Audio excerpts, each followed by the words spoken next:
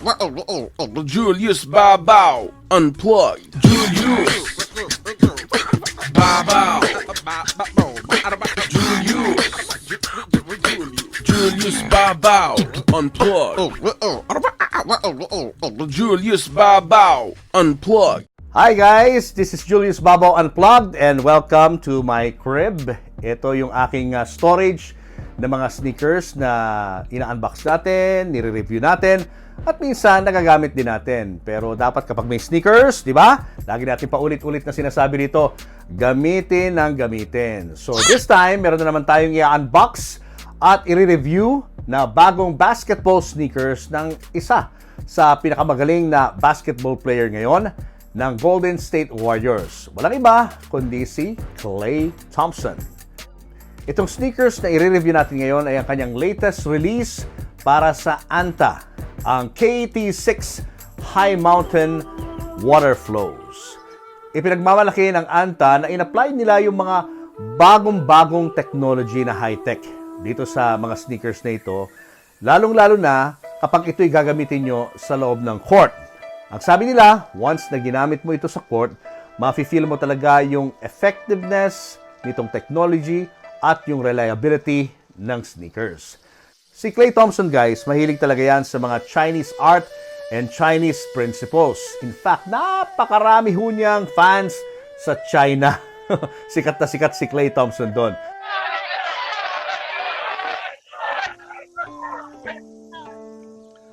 He Nan 我们是不是已经准备好了几个幸运的观众会问可雷几个问题啊？ At in-apply niya yung kanyang mga natutunan sa mga principles na ito sa kanyang sneakers line. So guys, i-unbox na natin itong sneakers na sa box pa lang ay parang cheesecake. parang siyang cheesecake na nabibili mo online or something that you get to see sa Starbucks, yung lalagyan ng mga coffee takeout. Or it kind of reminds you of yung lalagyan ng mga eggs sa mga groceries. Meron siyang holes sa magkabilang side. So, for easy carrying of the box. So, i-open na natin, guys. Ayun. Wow. These KT6 sneakers were inspired by familiar ancient Oriental aesthetics that believes in the strength of mountains and the smoothness of water na in-adopt ni Klay Thompson sa kanyang moves sa basketball. Attack in smooth moves like water and defend like a solid mountain. O, di ba? Yan ang kanyang Tao, no? Yung kanyang wisdom na ginagamit niya sa court. Benevolence, defense, wisdom, at offense. Yan ang mga principles na binigyan ng emphasis ni Klay sa design ng kanyang latest na sneakers. Highly textured ang sneakers na ito. And at first glance, akala mo ay gawa sa marble or hard stone itong sneakers.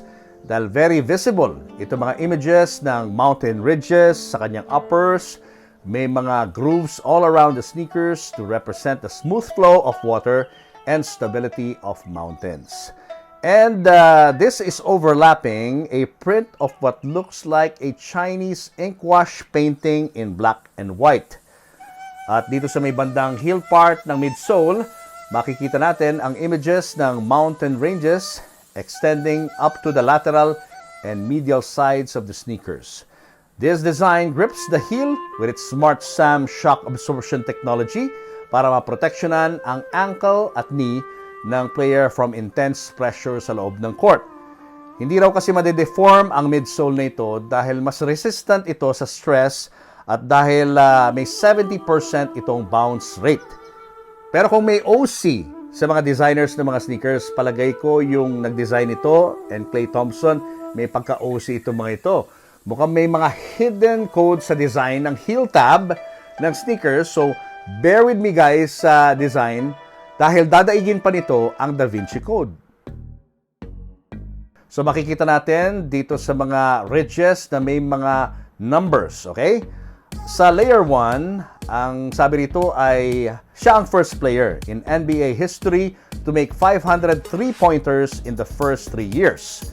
Dito naman sa layer 2, 11 3-pointers in Game 6 of Western Conference Finals. At sa layer 3, 37 points in a single quarter.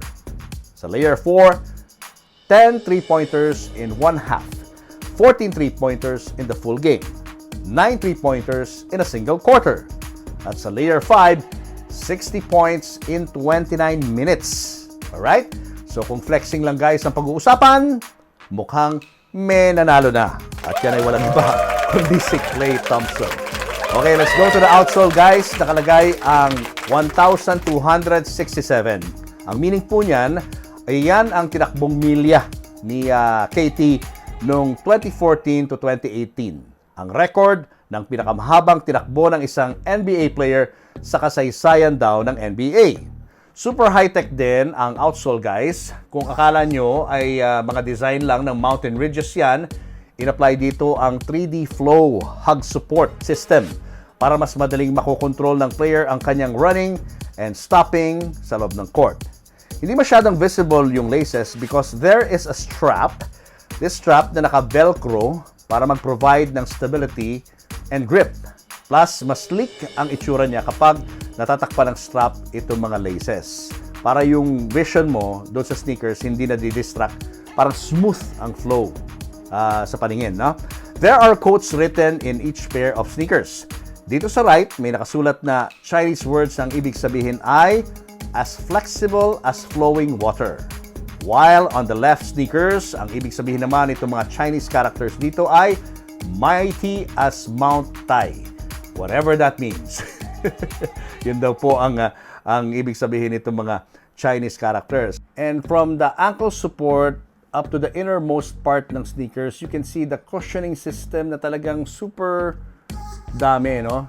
Ng cushion to make sure na nakagrip talaga yung sneakers dun sa yung paa.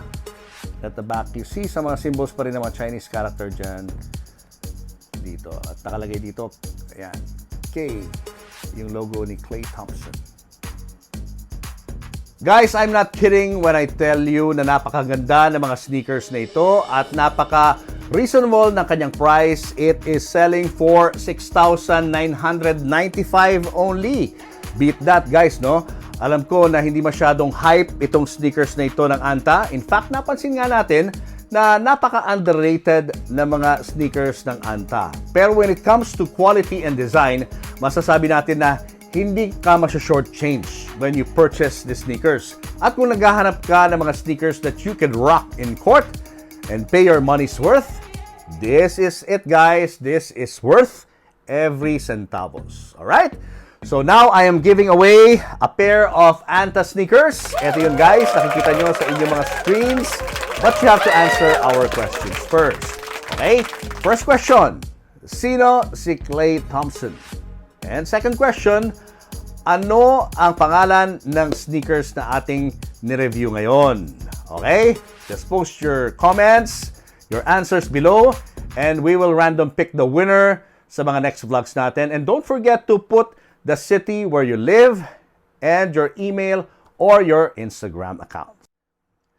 And a shout out to Chong Clothing for my shirt today. Ganda no guys, Kobe Bryant, number 81. O, i-message nyo na lang ang Chong Clothing sa Instagram. O, next time, Klay Thompson naman ha, Anta. Good luck guys. Bye. Subscribe to this channel, like our videos, and post your comments below. And always hit the notification bell.